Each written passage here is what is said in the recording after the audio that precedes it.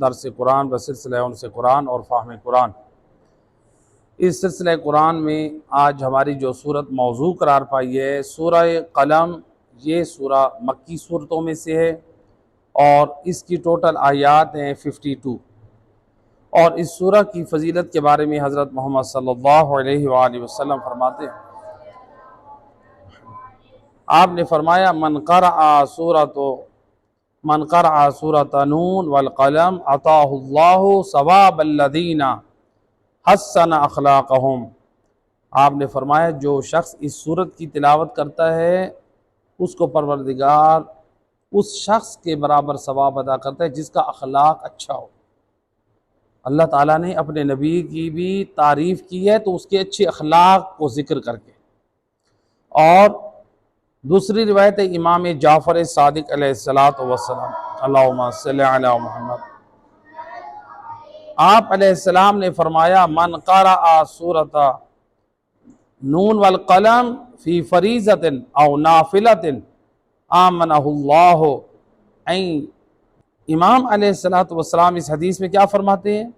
جو شخص سورہ نون والقلم کو واجب یا مستحب نماز میں پڑھتا ہے پروردگار ہمیشہ کے لیے اس کو فقر و فاقہ سے محفوظ رکھتا ہے، ہمیشہ سے۔ یعنی اگر کوئی شخص چاہتا ہے کہ اس کو فقر و فاقہ سے نجات ملے، تنگ دستی نہ آئے، واجب یا مستحب نماز میں اس صورت کو پڑھنے کی کوشش کرے۔ اور جب مرے گا تو انشاءاللہ فشار قبر سے امان میں رہے گا۔ تو کیا فرمایا کہ جب مرے گا تو فشار قبر سے امان میں رہے گا۔ لہٰذا یہ سورہ القلم کی یہ فضیلت تھی۔ اب ان آیات میں سے جو 52 آیات ہیں اس میں سے 7 آیات کی تلاوت، اس کا ترجمہ اور پیغام۔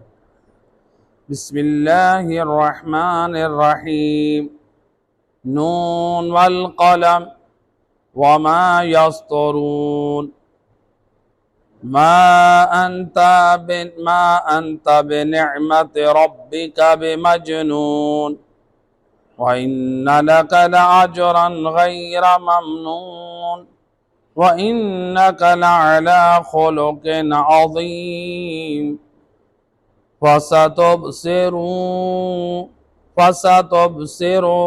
وَيُبْصِرُونَ، بِأَيِّكُمُ الْمَفْتُونُ، إِنَّ رَبَّكَ هُوَ عَالَمُ بِمَنْ ضَلَّ عَنْ سَبِيلِهِ وَهُوَ عَالَمُ بِالْمُهْتَدِينَ۔ یہ 7 آیات ان کا ترجمہ۔ پہلی آیت میں اللہ سبحانہ وتعالی فرما رہا ہے نون والقلم وما یسطرون، نون قسم ہے قلم کی اور اس چیز کی قسم جو لکھتے ہیں۔ 2 چیزوں کی قسم، قلم کی قسم اور جو قلم سے چیز لکھتے ہیں، اللہ کہہ رہے ہیں اس کی قسم۔ اللہ تعالیٰ نے قسمیں کھائیں، قسم کھا کر کیا کہنا چاہتا ہے؟ فرماتا ہے ما انت بنعمت ربک بمجنون، اللہ تعالیٰ قسم کھا کے کہہ رہا ہے کہ تم اپنے پروردگار کے فضل و کرم سے مجنون یعنی دیوانے نہیں ہو۔ اپنے رسول اللہ کو کہہ رہا ہے، اللہ تعالیٰ یہ رسول اللہ سے فرما رہا ہے کہ تم اللہ کے فضل و کرم سے دیوانے نہیں۔ جو کفار اور مشرکین رسول اللہ کو دیوانہ کہتے تھے، اللہ قسم کے کھا کے کہہ رہا ہے کہ آپ دیوانے نہیں۔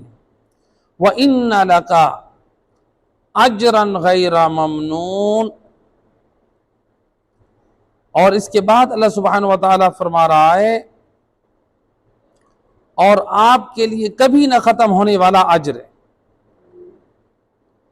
وَإِنَّكَ لَعَلَىٰ خُلُقٍ عَظِيمٍ، اللہ تعالیٰ نے تیسری آیت میں کیا فرمایا؟ آپ کے لیے نہ ختم ہونے والا اجر ہے، یعنی جو لوگ آپ پر باتیں بناتے ہیں نا، آپ اس پر صبر کرتے ہیں، آپ کے لیے اس پہ اجر ہے۔ اور آیت نمبر 4 میں فرمایا کہ بے شک آپ اخلاق کے اعلیٰ درجے پہ فائز ہے۔ رسول اللہ کی عظمت کو اللہ تعالیٰ اس طرح سے بیان کر رہا ہے۔ بِأَيِّكُمْ آیت نمبر 5 میں فرمایا فَسَتُبْصِرُ وَيُبْصِرُونَ، پس ان قریب آپ دیکھ لیں گے اور وہ کفار بھی دیکھ لیں گے، یعنی اے میرا حبیب تو بھی دیکھ لے گا اور وہ کفار بھی دیکھ لیں گے۔ کیا دیکھ لیں گے؟ بِأَيِّكُمُ الْمَفْتُونَ، کہ تم میں سے کون دیوانہ ہے، یعنی اے رسول جو تمہیں دیوانہ ہونے کی تیری توہین کرتی ہیں، قیامت والے دن یہ فیصلہ ہوگا کہ تو دیوانہ ہے، جو تجھے تیری توہین کرتے تھے یہ ان کو قیامت والے دن پتہ چلے گا، تجھے دیوانہ کہہ کے تیری توہین کرتے تھے، تیرے دین کی پیروی نہیں کرتے تھے، ہیں جی قیامت والے دن یہی دیوانے ہوں گے کہ دیکھو ان کے سامنے نبی حق آئے، کتاب حق پیش کی، انہوں نے قبول نہ کیا، یہ لوگ دیوانے تھے۔ تو لہٰذا اس کے بعد آخری آیت نمبر 7 میں فرمایا ان ربک هو اعلم بمن ضل عن سبیلہ وهو اعلم بالمہتدین، بے شک آپ کا پروردگار خوب جانتا ہے کون اس کی راہ سے بھٹکا ہوا ہے، اور پروردگار خوب جانتا ہے کون ہدایت یافتہ ہے۔ یہ تھی 7 آیات، ان کا ترجمہ۔ اب ان آیات میں اللہ سبحانہ وتعالی ہمیں سمجھانا کیا چاہ رہا ہے؟ پہلی آیت میں نون سے کیا مراد ہے؟ اللہ تعالیٰ نے قرآن میں پہلی آیت میں شروع سے کہاں سے کیا؟ نون والقلم۔ نون سے کیا مراد ہے؟ علماء مفسرین نے کہا اس نون کے کچھ معانی ہیں۔ اس نون کے کیا ہیں؟ کچھ معانی ہیں۔ کہا کہ اس نون کا ایک معنی ہے لوح۔ اس نون کا ایک معنی کیا ہے؟ لوح ہے۔ دوسرا معنی اس نون کا دوات ہے۔ تیسرا معنی علماء نے فرمایا کہ اس نون کا معنی جنت ہے، جنت کی نہر ہے، جنت نہیں، جنت کی نہر۔ اور ایک معنی یہ کیا گیا ہے کہ بعض روایت میں ہے کہ نون نام ہے رسول اللہ کا، یعنی جو قرآن میں رسول اللہ کے نام آئے، کہا کہ ان ناموں میں سے ایک نام آپ کا نون بھی ہے۔ تو لہٰذا بعض روایات، اچھا جس قلم کی اللہ سبحانہ وتعالی نے قسم کھائی ہے وہ کیا ہے؟ بھئی وہ قسم اتنی اہم ہے، اللہ تعالیٰ قسم کھا رہا ہے قلم کی، اتنی اہمیت ہونی چاہیے نا کہ قلم کی ایک فضیلت ہونی چاہیے، اللہ تبھی اس کی قسم کھائے، ہے کہ نہیں؟ عام طور پہ معاشرے میں لوگ ایک جو صاحب فضیلت چیز ہوتی ہے، باعث عظمت ہوتی ہے، اس چیز کی قسم کھاتے ہیں۔ تو اس قلم کی عظمت ہونی چاہیے یا نہیں ہونی چاہیے؟ اللہ جو قسم کھا رہا ہے، آخر یہ قلم کیسی ہے؟ اس میں روایات میں اختلاف ہے۔ تو بعض روایات میں ملتا ہے کہ جس قلم کی اللہ نے قسم کھائی ہے یہ وہ قلم ہے جس سے لوح محفوظ میں ما کان و ما یکون لکھا گیا ہے، یعنی جو کچھ ہوا ہے اور جو کچھ ہونا ہے، جو کچھ ہوگا، یہ سارا کچھ اس لوح محفوظ میں لکھا گیا ہے۔ لوح محفوظ جو اللہ کے علم میں ہے، لوح محفوظ کا علم، تو جس قلم سے لکھا گیا ہے یہ اس قلم کی قسم کھائی گئی ہے۔ بعض نے کہا ہے کہ اس قلم سے مراد وہ قلم ہے جس سے یہ قرآن لکھا گیا ہے، یہ اس قلم کی بھی تعظیم ہے۔ اللہ سبحانہ وتعالی نے اس قلم کے ذریعے سے، یعنی جس قلم کے ذریعے قرآن لکھا گیا ہے اس قلم کی اللہ نے قسم کھائی ہے۔ بعض نے کہا ہے کہ یہ عام قلم ہے، یہ وہ قلم ہے کہ جس سے تمام علوم اور فنون کو قلم بند کیا جاتا ہے، جس قلم کے ذریعے سے قرآن اور سنت کی نشر و اشاعت ہوتی ہے۔ تو یہ قلم مبارک ہے یا نہیں ہے؟ یہ قلم ایک باعظمت ہے جس سے قرآن لکھا جا رہا ہے، سنت لکھی جا رہی ہے، علوم لکھے جا رہے ہیں، تو لہٰذا یہ قلم ہے۔ تو لہٰذا اس وجہ سے یہ مختلف اقوال ہیں، علماء مفسرین نے ان کو بیان کیے۔ یہاں پر جو ہے آیت نمبر 2 میں اللہ نے جواب قسم، اللہ نے کیا فرمایا؟ قسم کا جواب دیا. فرمایا کفار اور مشرکین رسول پر جہاں یہ افترا بازی کرتے تھے وہاں یہ بھی جسارت کرتے تھے. کفار و مشرکین کیا کہتے تھے؟ کہتے تھے الیاذ باللہ رسول اللہ مجنون ہے، رسول اللہ دیوانے ہیں. آج خدا نخواستہ اگر آپ میں سے کوئی صاحب عقل انسان کو کوئی کہہ دے کہ یہ دیوانہ ہے، آپ لوگ پسند کریں گے؟ تو سید الرسول کے حق میں جسارت کرنا، جو ہم تمام مسلمانوں کے سید اور سردار ہیں، ان کے حق میں جسارت کرنا اور کہنا کہ وہ جو ہے مجنون تھے، تو اللہ تعالیٰ قسم کھا کے کہہ رہا ہے قسم. تو اللہ نے قسم کیا کھائی؟ قلم کی. اور جو چیز قلم سے لکھی گئی اللہ تعالیٰ نے قسم کھا کے فرمایا کہ اللہ کے فضل و کرم سے آپ دیوانے نہیں ہیں، آپ مجنون نہیں ہیں. گویا ان لوگوں کو اللہ نے جھوٹا بنا دیا کہ میرا حبیب دیوانہ نہیں. ایک صلوات پڑھ دیں محمد و اہل بیت.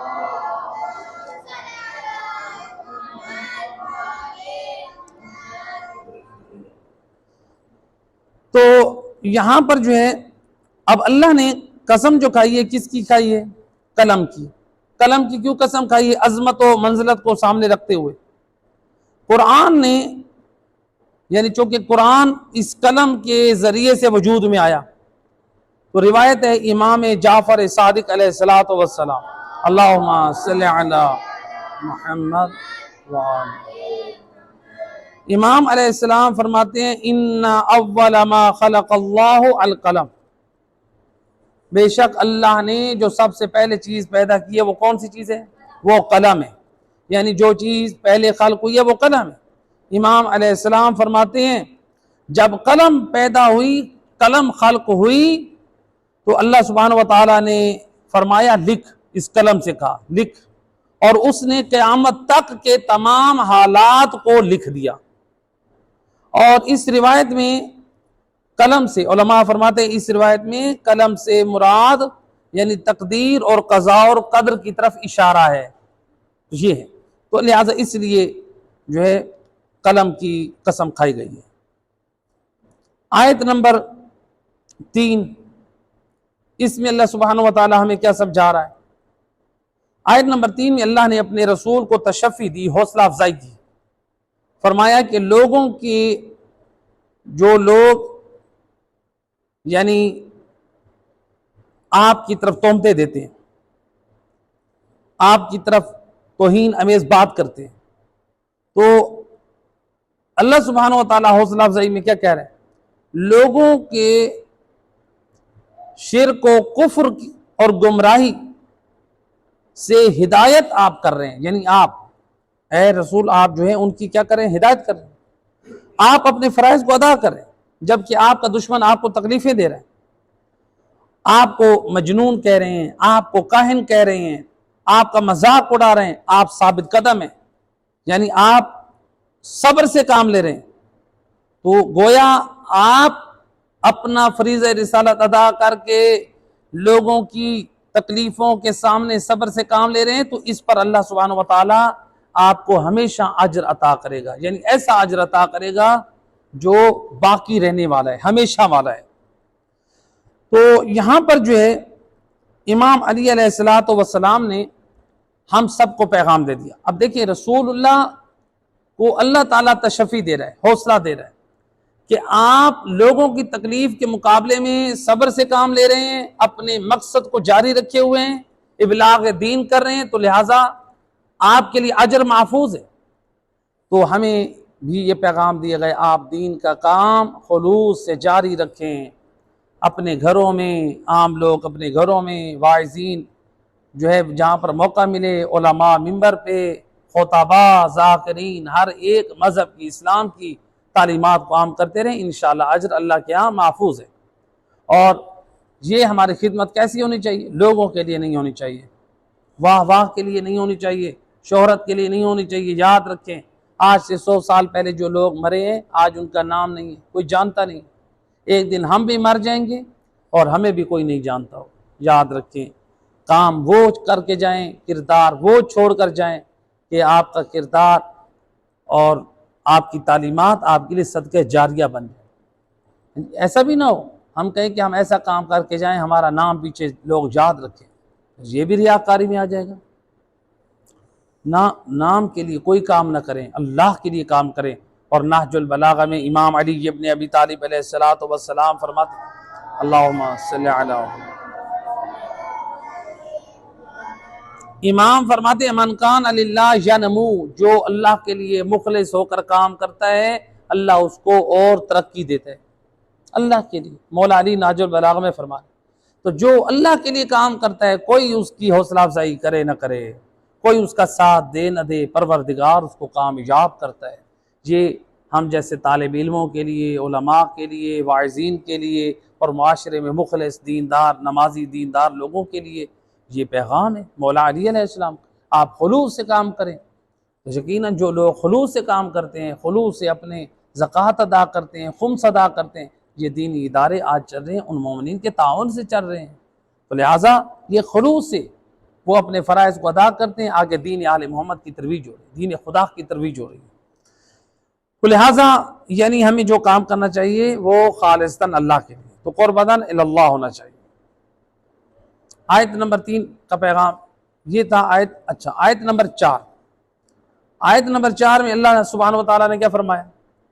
وَإِنَّكَ لَعَلَىٰ خُلُقٍ عَظِيمٍ، یعنی میرا حبیب تو خلق عظیم پر فائز ہے، تو اخلاق کے اعلیٰ درجے پر فائز ہے۔ اس آیت میں پروردگار اپنے حبیب کے خلق کی بات کر رہا ہے، ان کے اخلاق حمیدہ کی بات کر رہا ہے۔ یہ اخلاق اتنا اللہ کو اپنے حبیب کا پسند آیا، اللہ نے اپنے حبیب کے اخلاق کی قرآن میں تعریف بیان کر دی، اور رسول اللہ کے اخلاق کی گویا امت رسول کو ایک مثال دے دی کہ دیکھو بلند اخلاق ہونا کتنا بافضیلت ہے، کتنا باعث سعادت ہے۔ لہذا امام جعفر صادق علیہ السلام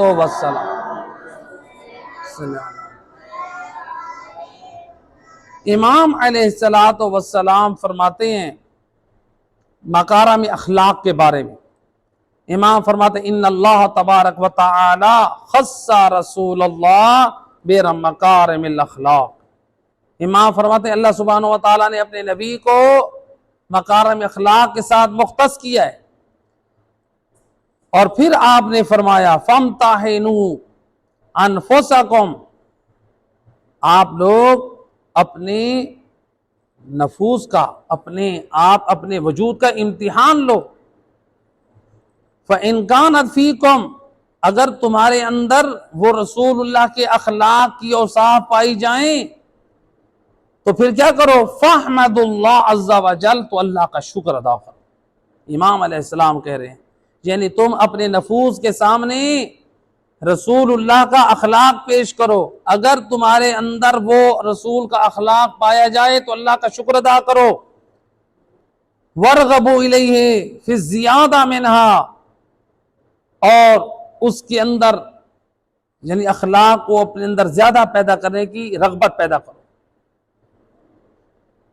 اور پھر امام علیہ السلام نے فرمایا فَذَكَرَهَا عَشْرًا، امام علیہ السلام فرماتے ہیں رسول اللہ کے اندر جو اخلاق کے اعلیٰ کی باکمال جو چیزیں تھیں، امام اپنی زبان عصمت سے فرما رہے ہیں وہ 10، یعنی یہ 10 چیزیں امام فرماتے ہیں اپنے نفسوں کے سامنے پیش کرو، اگر تمہارے اندر ہیں تو اللہ کا شکر ادا کرو، تو اور پھر اس میں زیادہ کرنے کی کوشش کرو، اگر نہیں ہے تو انسان کو فکر کرنی چاہیے۔ وہ 10 چیزیں کون سی ہیں؟ پہلی چیز امام علیہ السلام فرماتے ہیں وہ ہے الیقین، رسول اللہ یقین کے منزل پر فائز تھے، لہٰذا مومن کو بھی یقین ہونا چاہیے ہمیشہ۔ یقین کیا مطلب؟ دیکھیں آپ کو ایک سادہ سی مثال بچوں کو بھی تاکہ واضح ہو جائے، مثال کے طور پہ آپ کو معلوم ہے کہ ہم نے اس درس کے بعد ہم نے کیا کرنا ہے، ہم نے باہر گھر جانا ہے اور ہمارے گھر کا دروازہ کھلا ہے، ایک یقین ہے آپ کو اس بات کا، یعنی آپ اس چیز کو جانتے ہیں، آپ لوگوں کو معلوم ہے کہ آپ کا گھر کس علاقے میں ہے، ایسے کہ نہیں؟ جس چیز کا علم ہے اس پر یقین بھی ہے آپ کو۔ یقین کی علیحدہ قسمیں ہیں، پھر ہم دوسری طرف چلے جائیں گے، مطلب سے باہر نہ چلے جائیں۔ یقین جو ہمارے اندر کیسے ہونا چاہیے؟ دیکھیں، ہم لوگ کہتے ہیں قیامت حق ہے، کہتے ہیں کہ نہیں کہتے؟ قیامت حق ہے، جہنم حق ہے، ہم کہتے ہیں جہنم حق ہے۔ اچھا، حق جو ہے اس پر یقین ہے یا نہیں ہمیں؟ جب انسان حق اور یقین کی منزل پر ہوتا ہے تو انسان پھر کیا کرتا ہے؟ جو سمجھدار انسان ہے، جب اس کو معلوم ہے کہ جہنم بھی ہے، حق ہے، اور قیامت بھی حق ہے، تو جو سمجھدار اور عقل مند انسان ہے وہ قیامت کے حساب اور عذاب جہنم سے اپنے آپ کو گناہوں سے محفوظ رکھتے ہیں۔ جو بندہ جہنم کے عذاب اور قیامت کے حساب کو بھولے ہوئے، وہ صرف ایمان رکھتا ہے، وہ اس یقین کی منزل پر نہیں ہے۔ جیسا کہ سید رسول نے ایک شخص کو دیکھا تھا، جوان کو دیکھا تھا کہ وہ گرمیوں کے ایام میں وہ دھوپ میں جو ہے وہ اپنے بدن کو پتھر پہ لگا رہا ہے۔ تو سید رسول نے اس سے بلایا، پوچھا یہ کیوں کر رہے ہو اتنی سخت گرمی میں اور سخت گرم پتھر پہ اپنے بدن کو لگا رہے ہو؟ کہا کہ یا رسول اللہ، میں جہنم کو گویا اپنی آنکھوں سے دیکھ رہا ہوں، اس جہنم کی عذاب، وہ خوف مجھے بے چین اور بے قرار کیوں۔ یہ ہے یقین کی منزل۔ حالانکہ اس نے قیامت نہیں دیکھی ابھی، حالانکہ جہنم کا عذاب نہیں اس نے دیکھا، صرف نبی کی زبان سے سنا ہے۔ تو اس نے نبی کی زبان پر سن کے، مجھے بس نبی نے کہہ دیا ہے جہنم حق ہے، اس گناہ پر جہنم ہوگی، تو لہٰذا اس نے اس پر ایمان رکھ کے ابھی سے وہ گویا اپنے آپ کو دیکھ رہا ہے، اگر میں نے یہ گناہ کیا تو میرے لیے جہنم کا عذاب ہے۔ تو انسان جو ہے یعنی اس طرح سے آمادگی اپنی رکھے۔ تو جس طرح ایک مثال، جیسے مثلا بعض لوگ ہوتے ہیں جیسے کینسر میں مبتلا ہو جاتے ہیں، اللہ تعالی ہم سب کو اپنی امان میں رکھے، تو علاج تو ان کا چل رہا ہے، جو کینسر میں مبتلا ہے، مایوس بھی نہیں ہونا چاہیے، وہ بھی کفر ہے، گناہ ہے۔ لیکن جو کینسر کا مریض ہوتا ہے وہ اتنا جو ہے متوجہ ہو جاتا ہے تھوڑا آخرت کی طرف، استغفار کی طرف آ جاتا ہے، توبہ کی طرف آ جاتا ہے، بھئی میرا علاج تو ہوگا، تو وہ یہ فیصلہ کر لیتا ہے کہ اب میری موت ہے۔ بچنے کے چانسز اس کو کم نظر آتے ہیں، موت کے طرف جانا اس کا یقین جو ہے اس کے بڑھ رہا ہوتا ہے۔ لیکن اللہ کے اوپر بھروسہ ہونا چاہیے، ایسا بھی نہیں ہونا چاہیے، اس طرح کا یقین بھی فائدہ نہیں دیتا ہے۔ تو اللہ کے اوپر انسان کو بدگمان نہیں ہونا چاہیے کہ یہ بیماری مجھے موت کی طرف لے جائے گی۔ جو اللہ مرض دینے والا ہے وہ شفا دینے والا بھی ہے۔ تو لہٰذا یہ پہلی چیز کیا ہے؟ رسول اللہ نے کیا فرمایا؟ رسول اللہ کے اخلاق میں کیا چیز ہے؟ یقین۔ مومن کے اندر یقین ہونا چاہیے، انسان مومن شک اور تردد کی صورت میں نہ ہو، یقین کی منزل پر ہو۔ نمبر 2، اس مومن کے اندر قناعت ہو، یعنی وہ جو مل گیا اسی پر اکتفا کرے، فضول خرچیوں پہ یا انسان زیادہ پہ ملنے پر واویلا نہ کرے۔ ایک انسان کو عزت کے ساتھ مثلا نمک کے ساتھ روٹی مل رہی ہے، دہی کے ساتھ روٹی مل رہی ہے، دال کے ساتھ روٹی مل رہی ہے، اب وہ یہ کہے کہ میں مرغی کے ساتھ کھاؤں، چھوٹے گوشت کے ساتھ کھاؤں، اور میں لوگوں کا مال غصب کر کے کھاؤں، حرام کھاؤں، نہیں۔ اچھے اخلاق میں سے کیا ہے؟ قناعت کرے، جو مل گئے اسی پہ شکر اور صبر کرے۔ تیسری چیز فرمایا کہ صبر، مومن کے اندر صبر ہونا چاہیے۔ اچھے اخلاق میں سے صبر معصیت پر بھی ہو، صبر مصیبت پر بھی ہو، معصیت پہ بھی صبر ہو۔ مثلا شیطان چاہتا ہے آپ گانا سنیں، شیطان چاہتا ہے آپ زنا کریں، شراب پئیں، آپ صبر کریں، اسی معصیت خدا پہ صبر کریں، قدم کو روک لیں، یہ صبر ہے، معصوم فرماتے ہیں۔ اور اسی طرح سے آپ جو مصیبت آئی ہے اس آزمائش پر صبر کریں، نہ کہ لوگوں کے سامنے رونا پیٹنا شروع کر دیں، میری جاب ختم ہو گئی ہے، میرے گھر میں کھانے کے لیے نہیں کچھ ہے، میری نوکری نہیں ہے، میرا روزگار بند ہو چکا ہے، مجھے بیماری جو ہے وہ آ چکی ہے، میرے گھر میں غربت آ چکی۔ یہ رونا پیٹنا خود معصوم فرماتے ہیں یہ دوسری مصیبت ہے، وہ ہے کیوں دوسری مصیبت ہے؟ ہم اللہ کا جو ہے وہ شکوہ کریں لوگوں کے سامنے. تو لہٰذا صبر کرنا چاہیے، اور طاعت پہ بھی صبر ہونا چاہیے. اللہ کی طاعت میں بھی انسان صبر کرے. کیا مطلب؟ اللہ کی طاعت میں ثابت قدم رہے. نمبر 4 شکر. رسول اللہ کے اخلاق میں سے کیا تھا؟ شکر. مومن ہمیشہ شاکر ہو، شکر گزار. اور نمبر 5 رضا. اللہ کی رضا پر راضی رہے، جو اس کا فیصلہ ہے اسی پہ. اس نے تھوڑا دی ہے، زیادہ دی ہے، اس نے بیماری دی ہے، صحت دی ہے، تو لہٰذا اس نے امیری میں رکھا ہے، غریبی میں رکھا ہے. اللہ کی رضا میں انسان راضی رہے. ہاں یہ ایسا نہ ہو انسان خود سے کچھ نہ کرے اور پھر کہے کہ فاقے ملیں بس میں اللہ کی رضا پہ راضی رہوں. نہیں، ایسا نہیں. انسان خود کوشش کرے، اپنی طرف سے وہ روزگار کی تلاش میں نکلا ہے، جتنا مل گیا ہے اسی پر راضی رہے، حرام کو حاصل کرنے کی کوشش نہ کرے. نمبر 6 حسن الخلق. لوگوں کے ساتھ اچھے اخلاق، اچھے برتاؤ کے ساتھ پیش آئے. نمبر 7 سخاوت ہو، بخل نہ ہو، سخاوت ہونی چاہیے مومن کے اندر. نمبر 8 والغیرہ. کہا کہ مومن غیرت مند ہو، ماں ہو، بہن ہو، بیٹی ہو، تو جو اس حوالے سے انسان غیرت مند ہو. ایسا نہ ہو دوستوں کو، رشتہ داروں کو اپنی زوجہ کے سامنے لے آئے اور حجاب کا، ان چیزوں کا خیال نہ کرے. مومن غیرت مند ہو. اور نمبر 9 والشجاع. مومن جو ہے وہ کیا ہو؟ اچھے اخلاق میں سے کیا ہے؟ مومن شجاع، بہادر ہو، بزدل نہ ہو، حق کی آواز بات کرنے میں ڈرے نہیں. بعض لوگ ڈر جاتے ہیں، ڈرنا نہیں چاہیے حق کی آواز پہنچانے میں. اسی طرح سے جو ہے وہ انسان جو ہے ہر میدان میں شجاع ہونا چاہیے. اور نمبر 10 فرمایا والمروہ، یعنی مومن مہربان ہو، وسیع القلب ہو. تو یہ امام علیہ السلام فرماتے ہیں کہ یہ رسول اللہ کے اندر اخلاق کی کریمہ تھا. تو اور اخلاق کے بارے میں سید الرسول خود کیا فرماتے ہیں؟ فرماتے انما بعثت لاتمم مکارم الاخلاق. سید الرسول فرماتے ہیں کہ میں اس لیے مبعوث رسالت ہوا ہوں تاکہ جو اخلاق جو ہے اس کے فضائل کو مکمل کر سکوں. جو اخلاقیات کے جو فضائل ہیں، کمالات ہیں، ان کو کیا کر سکوں؟ مکمل کر سکوں. خود اندازہ کریں. اب سید الرسل وہ ہیں کہ جن کے حق میں آیت تطہیر نازل ہوئی، لیکن رسول اللہ یعنی پاک کردار کے مالک ہیں، عصمت و طہارت کی گواہی قرآن میں دی گئی.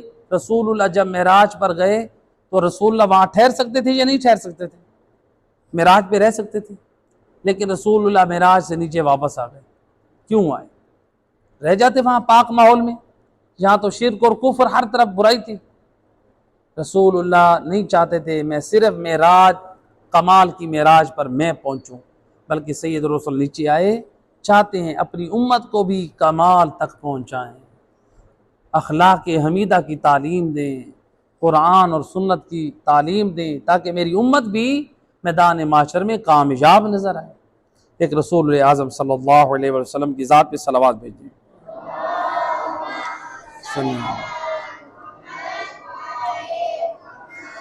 روایت میں ہے کہ ایک دن اللہ کے رسول امام علی ابن ابی طالب علیہ السلام سے فرماتے ہیں اللہ ادلک علی الخیر اخلاق الاولین والآخرین.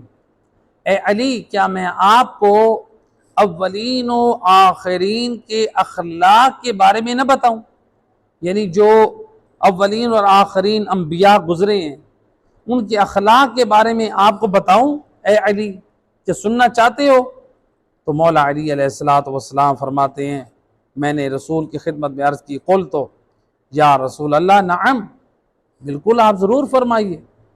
تو سید رسول نے زبان وحی سے فرمایا تُعْتِی من حرمک. آپ نے فرمایا اولین و آخرین کی اخلاق حمیدہ میں سے ہے آپ ہر اس شخص کو عطا کریں جو آپ کو محروم کرے. بعض لوگ کہتے ہیں ہمارے رشتہ دار، ہم کیوں ان کو پوچھیں؟ کبھی انہوں نے ہمیں پلیٹ تک نہیں بھیجی، کبھی ہمیں انہوں نے چائے کا کپ تک نہیں پلایا. کہتے ہیں کہ نہیں کہتے؟ سید رسول کیا فرما رہے ہیں तुअती मन हरमक, जो आपको महरूम करे आप उसको अता करें। आप अता करने वाले बने, हम अता करने वाले। ये चीज़ अपनी ज़िंदगी से ख़त्म कर दें। ये मेयार, हम कहते हैं उसने हमें नहीं पूछा, भाई उसने नहीं पूछा तो आप पूछ लें, आप इब्तिदा कर लें। तो लिहाजा ये जो है पहली चीज़। दूसरी फरमाया वतअफू अम्मन ज़लमक, फरमाया कि आप उसको मुआफ़ कर दें जो आप पर जुल्म करता है। ये अच्छे अखलाक में से है। सैयद रसूल फरमा रहे हैं, किसको कह रहे हैं? मौला अली अलैहिस्सलाम को। अव्वलीन व आखरीन के अखलाक में से क्या है? जो आप पर जुल्म करता है आप उसको माफ़ कर दें। किसी ने आपको गाली दी है, माफ़ कर दें। किसी ने आपको थप्पड़ मारा है, माफ़ कर दें। किसी ने आपके हक में जिसारत की है, माफ़ कर दें। किसी ने आपकी गीबत और बुराई की है, माफ़ कर दें। वताफ़ु, क्योंकि अगर हम उछालेंगे तो माहौल और ख़राब होगा। छोड़ दें। खुद अल्लाह की ज़ात खुद इंतकाम लेने वाली भी है और अल्लाह की ज़ात अजर देने वाली भी है। देखें अल्लाह सुब्हानहु व तआला कुरान में क्या फरमा रहे हैं? इन्नल इज़्ज़त लिल्लाहि व लिरसूलिहि व लिलमुमिनीन, इज़्ज़त अल्लाह के लिए, रसूल के लिए और मोमिनीन के लिए। मोमिनीन के लिए इज़्ज़त कौन फ़र्ज़ कर रहा है कुरान में? अल्लाह। अल्लाह कह रहे हैं मोमिनों की इज़्ज़त वाजिब है, ऐसे कि नहीं? अपनी इज़्ज़त के साथ मोमिनों की इज़्ज़त का जिक्र किया। तो जो अल्लाह हमें हुक्म दे रहा है कि मोमिनों की इज़्ज़त फ़र्ज़ है, तो क्या वो अल्लाह खुद मोमिनों की इज़्ज़त महफूज नहीं रखता? तो अगर कोई बंदा किसी मोमिन की या आप में से किसी की, हम में से किसी की तौहीन करता है, उसको अल्लाह पे छोड़ दें। अल्लाह खुद हिफाजत करने वाला है, अल्लाह खुद इंतकाम लेने वाला है। तो लिहाजा ये दूसरी बात। तीसरी चीज़ इमाम अलैहिस्सलाम फरमाते हैं वतसिल मन क़तअक, आपने फरमाया जो बंदा आपसे क़ता रहमी करता है, आपसे रिश्ता तोड़ता है, आप उससे सिला रहमी करें, आप सिला रहमी रखें। एक सलावत पढ़े मोहम्मद व अहले बैत।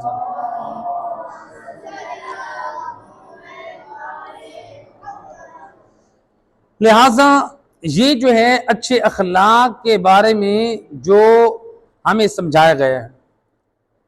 अब देखें इबादत गुजार कौन है? रसूल खुदा हमारे पास जहां पर रिवायत है मासूम से, मासूम फरमाते इन्नमल मोमिनो ला युद्रिका बिहुस्नि खुल्किही व दरजत काइमिल लैल व साइमिन नहार। क्या फरमाया?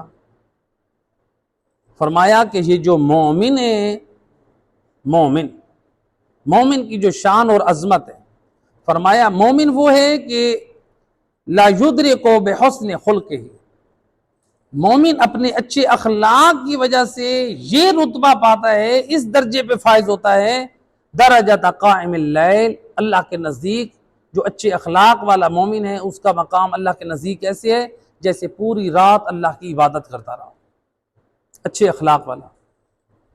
और फिर उसके बाद फरमाया वसाइमिन नहार, जो अच्छे अखलाक वाला है, कहा कि वो अल्लाह के नज़दीक ऐसे है जैसे दिन को रोज़ेदार हो, यानी अच्छे अखलाक की ये अलामत। अल्लाह अकबर। और इसके बाद एक और रिवायत में फरमाया कि देखिए क़यामत के दिन मीज़ान पर भारी अमल किसका होगा?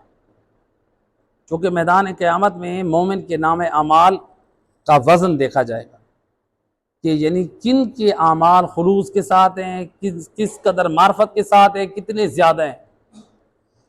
तो मीज़ान पर उनका भारी, उनका वज़न देखा जाएगा। तो रिवायत में अल्लाह के रसूल हज़रत मोहम्मद सल्लल्लाहु अलैहि वसल्लम,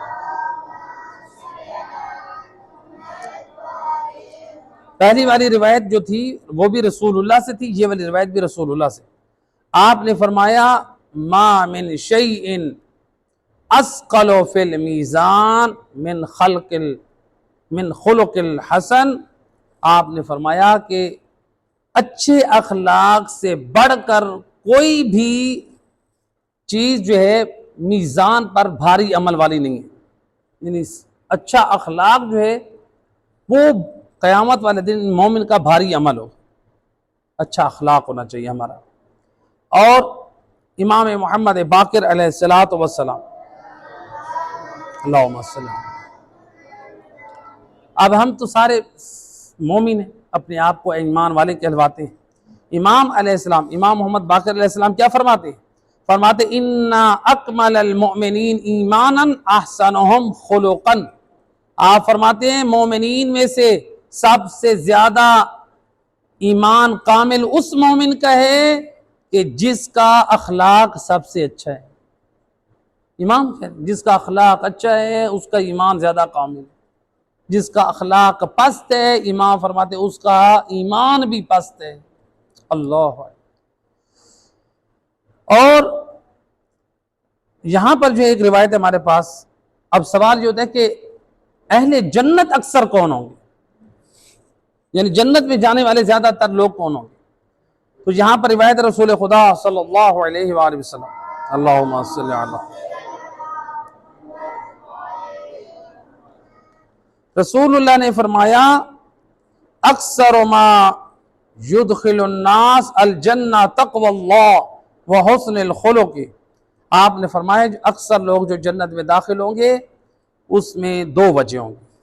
پہلی بات تو یہ ہے کہ وہ تقوی الہی دل میں ہوگا، پرہیزگار ہوں گے، اور دوسرا اچھے اخلاق کے مالک ہوں گے۔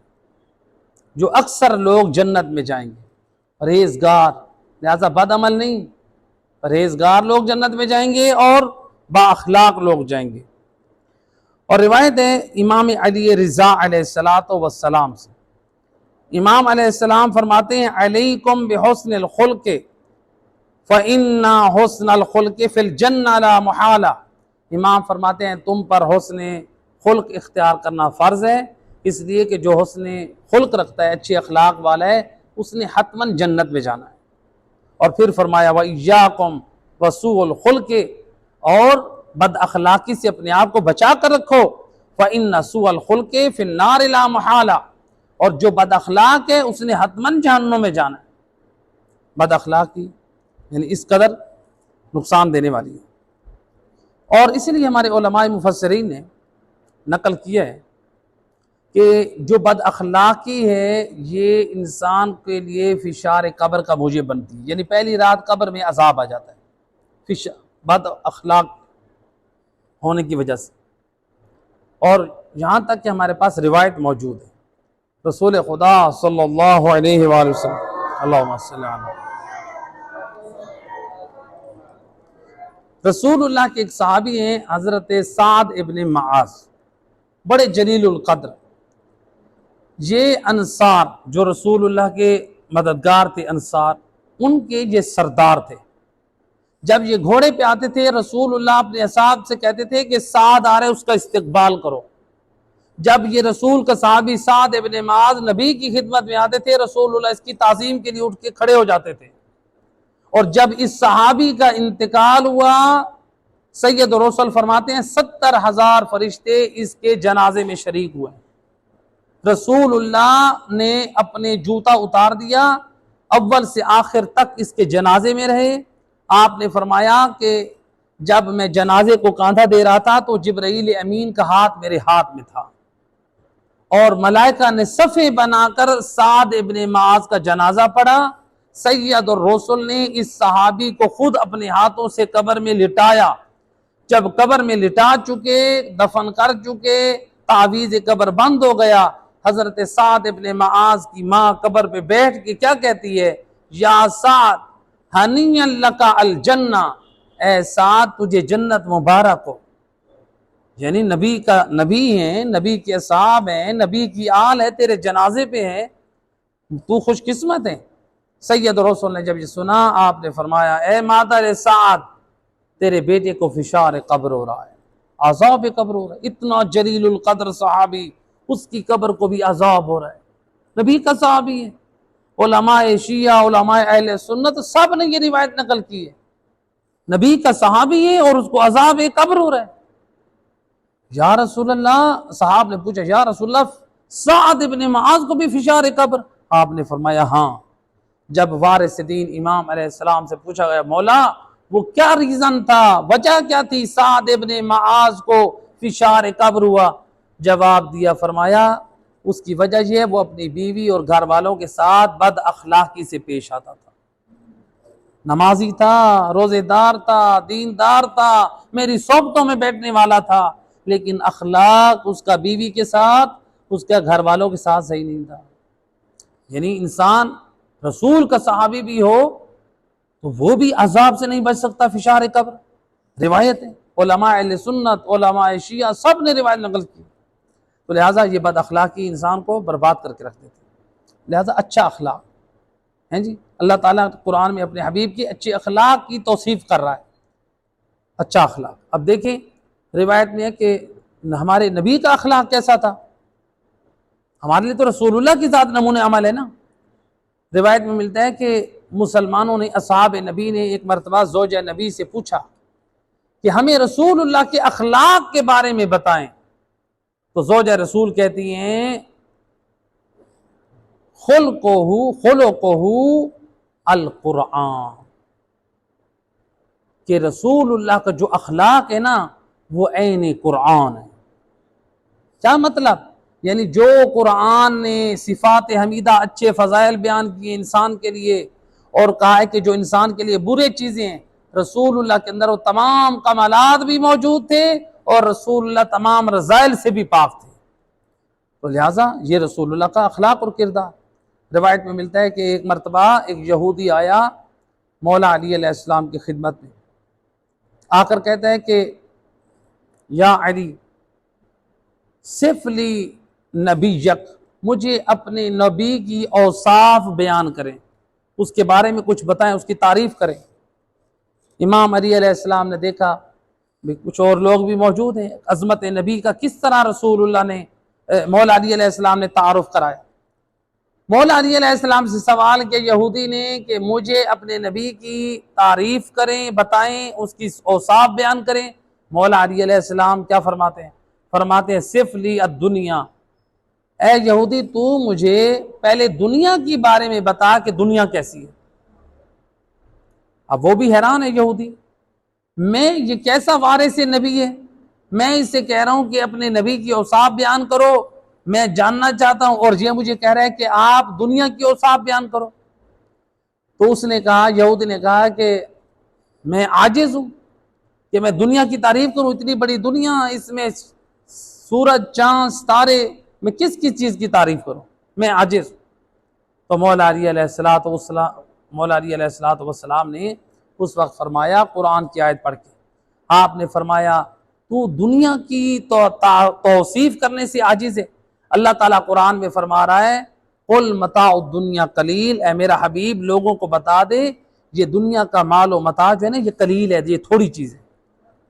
امام فرماتے ہیں جو دنیا کی چیزیں تھوڑی ہیں تو اس کی تعریف کرنے سے عاجز ہے، اور میرے نبی کے بارے میں، اپنے حبیب کے بارے میں اللہ تعالیٰ قرآن میں فرما رہا ہے انک لعلی خلق عظیم، اے میرا حبیب تو خلق عظیم کا مالک ہے۔ تو جو خلق عظیم کا مالک ہو، جو بلند رتبے کا مالک ہو، بتا پھر میں اس کی توصیف کیسے کروں؟ تو سید رسول یعنی اس قدر بلند، مولا علی فرماتے ہیں تو دنیا کی وصف کرنے سے عاجز ہے، میں جس کو قرآن عظیم کہہ رہا ہے میں اس کی وصف کیسے کروں؟ تو لہٰذا یہودی نے خدمت امام میں آیا اور چند باتیں ہوئی، تو اس کے بعد وہ مسلمان ہوا۔ تو رسول اللہ کا یہ اخلاق، ایک صلوات پڑھے محمد و اہل بیت۔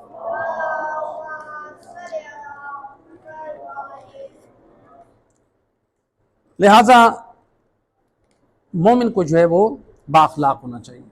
اور دیکھیں ہمارے لیے جو ہے رسول اللہ کا جو کردار ہے نمونہ عمل ہے، انسان گھروں میں بھی بااخلاق ہو، بھائیوں کے ساتھ، بہنوں کے ساتھ، رشتہ داروں کے ساتھ، تو لہٰذا جتنا۔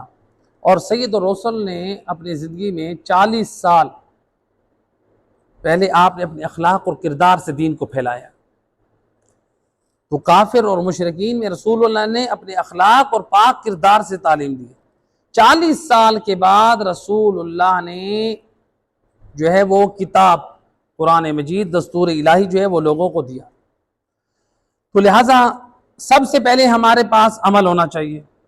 اس لیے امام جعفر صادق علیہ السلام اللہم صلی علی امام فرماتے ہیں کونوا دعاۃ الناس بغیر السنتکم، امام فرماتے ہیں لوگوں کو دعوت دینے والے بن جاؤ بغیر زبانوں کے۔ یعنی جہاں پر ہم یہ صرف کس کو خطاب ہے؟ بغیر زبان کے دعوت حق دینے والے بن جاؤ، یعنی علماء ہوں، خطباء ہوں، ذاکرین ہوں، گھروں میں والدین ہوں، بڑا بھائی ہو، جو چھوٹا بھائی بھی ہو، ماموں ہوں، چچا ہوں، معاشرے کا ہر معزز فرد ہو، جو کسی کو سمجھانا چاہتا ہے، جتنا وہ با کردار ہوگا اتنا معاشرہ اچھا پاکیزہ ہو جائے۔ میں اولاد کو نماز کے لیے کہتا رہا ہوں، روزے کے لیے کہتا رہا ہوں، خود نماز نہ پڑھوں، روزہ نہ رکھوں، میری اولاد نے کبھی نماز اور روزے کی پابندی نہیں کرنی۔ میں خود اگر لوگوں کا حق کھاؤں، چوریاں کروں، لوگوں کا حق غصب کروں، تو یاد رکھیں پھر میری اولاد کو بھی ویسی عادت پڑ جائے گی۔ لہٰذا اولاد ہمیشہ ماں باپ کو دیکھتی ہے، تو لہٰذا انسان اپنا کردار اچھا بنائے۔ ایک صلوات پڑھیں محمد و حلوہ۔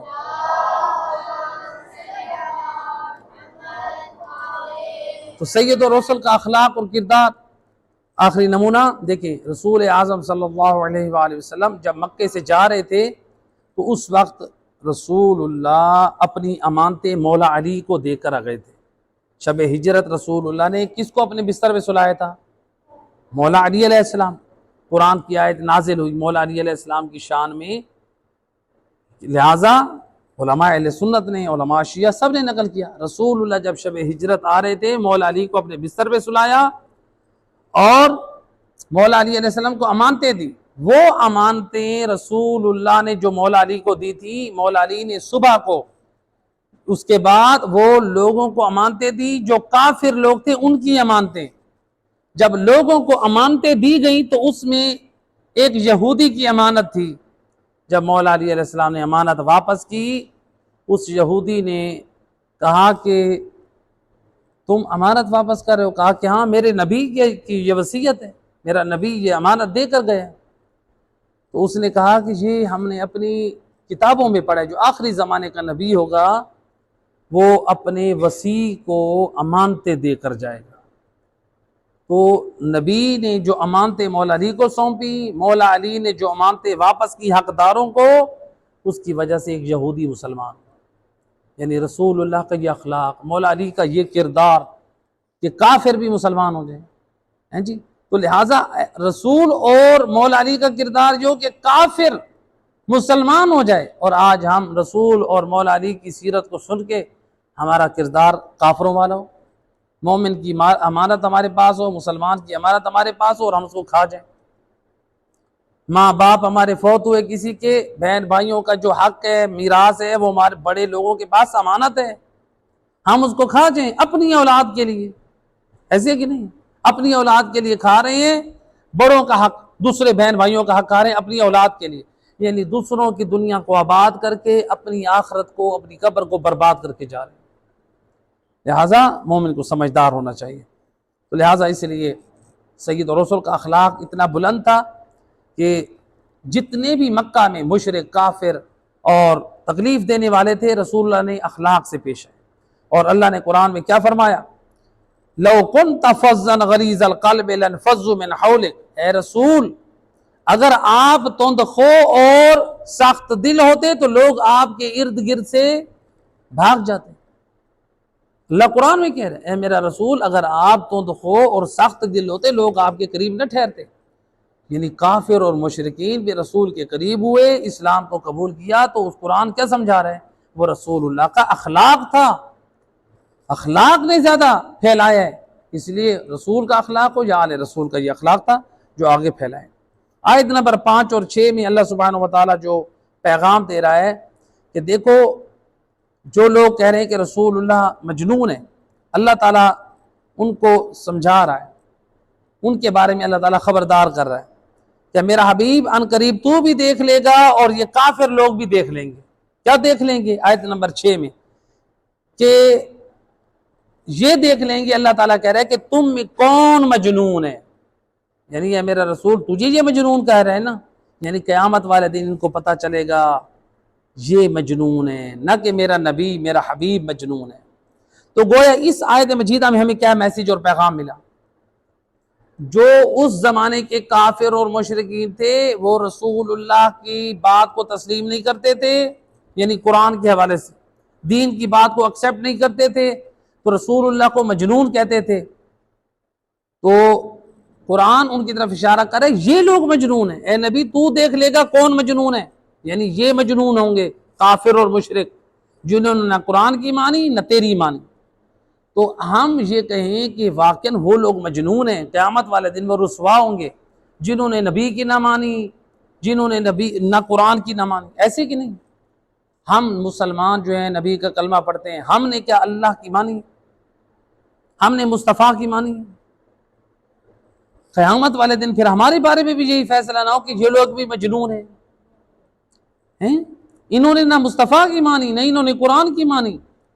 ہم یہ کہیں کہ ہم تو کلمہ پڑھ چکے ہیں، کلمہ پڑھنے سے انسان مسلمان ضرور ہوتا ہے، بے شک کلمہ پڑھنے سے انسان کا خون بہانا، مسلمان کا خون بہانا حرام ہے، اس کا مال لوٹنا کیا ہے، حرام ہے۔ لیکن کلمہ پڑھنے سے انسان کو صرف جنت نہیں مل جاتی۔ کوئی بندہ یہ کہ میں نے کلمہ پڑھ لیا اب جنت میرے لیے، پھر تو سارے کلمہ پڑھ لیں پھر عمل کوئی نہ کرے، پھر نماز روزہ، پھر قرآن آیا کس لیے، پھر انبیاء آئے کس لیے؟ عمل تو ضروری ہے، لہٰذا عمل کرنا پڑے گا۔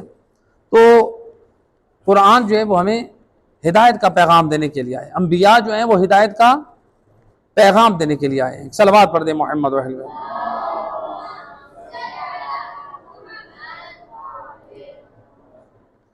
آیت نمبر 7 میں اللہ سبحانہ و تعالیٰ نے یہ فرمایا کہ تیرا رب خوب جانتا ہے کہ کون اللہ کی راہ سے بھٹکا ہوا ہے، تو اور کون ہے جو ہدایت پر ہے۔ لہٰذا جنت میں اگر کوئی شخص جانا چاہتا ہے یا جنت کی خواہش کرتا ہے تو اس کو جنت میں جانے کے لیے اس کو کوشش کرنی چاہیے، جنت میں جانے والے اعمال انجام دینے چاہیے۔ آج ذرا ہم دیکھیں، ذرا غور کریں، ہم میں سے اگر کوئی بندہ اپنا گھر بنانا چاہتا ہے، چھوٹا سا گھر 5 مرلے کا گھر بنانا چاہتا ہے، اس کے لیے بھی آپ کو کئی سالوں میں آپ کو پیسہ جمع کرنا پڑتا ہے کہ نہیں؟ پہلے زمین خریدیں گے یا پھر آپ مٹیریل خریدیں گے یا پھر آپ بنا بنایا گھر لیں گے، کئی سالوں میں آپ جمع کر کے ایک چھوٹا سا مکان بناتے ہیں، پھر اس میں آپ جو ہے وہ بجلی کا سامان لے آتے ہیں، اپنی ضرورت کی اشیاء لے آتے ہیں۔ ایک چھوٹا سا گھر جو دنیا میں بنانا ہے اس میں کئی سال آپ کو محنت کرنی پڑتی ہے، عمل کرنا پڑتا ہے۔ تو جو دائمی زندگی گزارنی ہے جنت میں، جس کے وارث نبی اور آل نبی ہیں، کیا اس میں ہم بغیر عمل کے چلے جائیں گے؟ کیا اس کے لیے ہمیں محنت کی ضرورت نہیں ہے؟ یعنی دنیا میں گھر بنانے کے لیے ہمیں محنت کی، عمل کی ضرورت ہو، اور جنت میں جہاں جس کے وارث نبی اور آل نبی ہوں اس کے لیے ہمیں محنت کی اور عمل صالح کی کوشش کی ضرورت نہ ہو۔ لہٰذا اس لیے شاعر نے کیا خوب کہا ہے، آخری شعر جو اس مطلب کو تمام کرتے ہوئے ایک صلوات پڑھ دے محمد و اہل بیت۔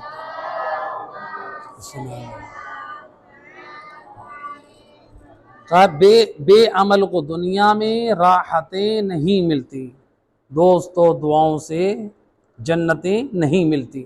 تو لہٰذا کوئی شخص یہ کہ مجھے دعاؤں سے جنتیں مل جائیں گی، تو پھر یہ کوئی عجیب فکر ہے۔ یعنی اب مولا علی علیہ السلام جنت کے وارث ہیں کہ نہیں؟ نبی نے فرمایا کہ یا علی انت قسیم النار والجنہ، اے علی تو جنت اور جہنم کا تقسیم کرنے والا ہے، جنت کے وارث ہیں یا نہیں؟ نبی نے فرمایا ان الحسن والحسین سید شباب اہل الجنہ، حسن اور حسین دونوں جنت کے جوانوں کے سردار ہیں، یہ وارث جنت ہیں یا نہیں؟ اب مولا علی، امام حسن، امام حسین نمازی تھے یا بے نمازی تھے؟ روزے دار تھے یا روزے خور تھے؟ حاجی تھے یا حج نہ کرنے والے تھے؟ واجبات کے پابند تھے یا نہ تھے؟ تو پھر یہ کیسا دین ہے؟ مولا جو ہے وہ نمازی ہو، مولائی بے نمازی ہو، مولا روزے دار ہو، مولائی روزے خور ہو، مولا حاجی ہو اور مولائی جو ہے وہ حج کو ادا نہ کرنے والا ہو، مولائی جو ہے وہ دین کا پابند، مولا جو ہے وہ دین کا پابند اور مولائی جو ہے وہ دین کو پامال کرنے والا ہو۔ تو لہٰذا یہ دین آل محمد کے نزدیک پسندیدہ نہیں ہے، جس میں مولائی کہے کہ مجھے دین کی چھٹی مل جائے اور میں صرف ولایت اور محبت کے نام پہ بس میرا ایمان مکمل ہو گیا اور میں نے جنت میں جانا ہے۔ نہیں، جہاں پر نبی اور آل نبی کی محبت ہے وہاں پر ان کی پاک سیرت پہ بھی عمل کرنا ہے۔ پروردگار ہم سب کو قرآن پہ عمل کی توفیق عطا فرمائے۔ اے کریم مہربان اللہ بحق محمد